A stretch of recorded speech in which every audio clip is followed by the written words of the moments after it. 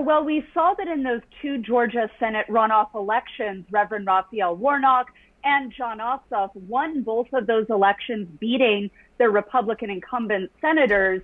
They need to wait for the state of Georgia to certify those election results before they can be sworn into office. And of course, as we know in those Georgia Senate runoff elections, they were so important because they were something of the tiebreakers in the U.S. Senate. We also need Vice President-elect Kamala Harris to be sworn in as the vice president on Inauguration Day. With those two new Democratic senators and the tie-breaking vote of Kamala Harris, then it does become a majority, a Democratic majority in the U.S. Senate.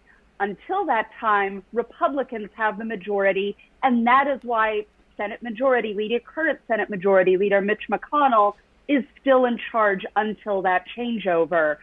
Of course, when those two Democratic senators are sworn in and Kamala Harris is sworn in as the vice president, then the current Senate Minority Leader, Chuck Schumer, will become the leader in the U.S. Senate. While still thinking about Mitch McConnell still being at the helm of the Congress for a few more days, can that situation potentially affect a quick Senate confirmation of Biden's cabinet choices?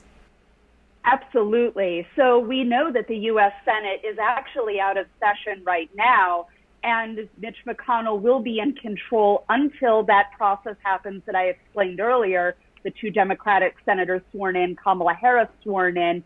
Until then, he's control of confirmation hearings and, of course, in control of any Senate impeachment trial that may happen.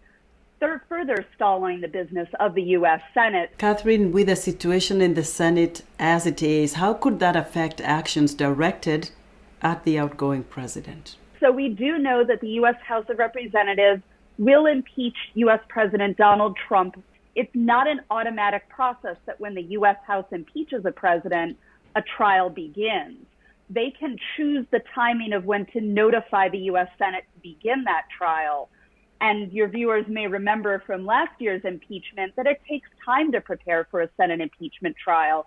It's like a criminal trial here in the U.S. where you have prosecutors, defenders, they're each preparing their sides of the case.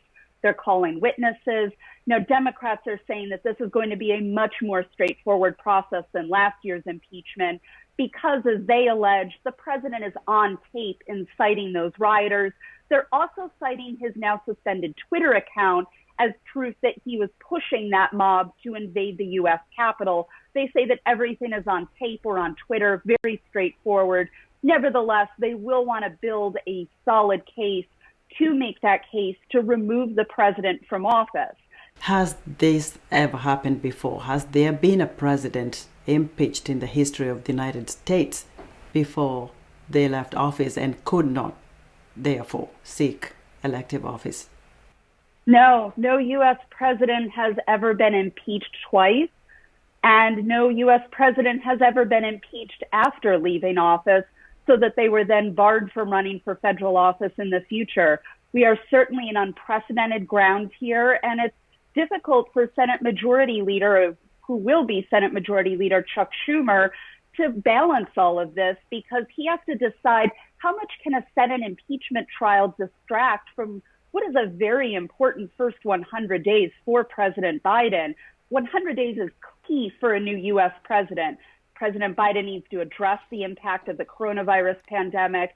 Anything that distracts attention from those important issues is going to be really hard to get through. And as we all know, a Senate impeachment trial takes a lot of attention. Have you, in your congressional reporting or looking at the U.S. history of transitions, seen a presidential inauguration like the one we're about to witness with President-elect Joe Biden under circumstances that are as dire and as challenging as this? Certainly not. Certainly not in terms of the multiple crises that President Biden will be coming into office and having to deal with.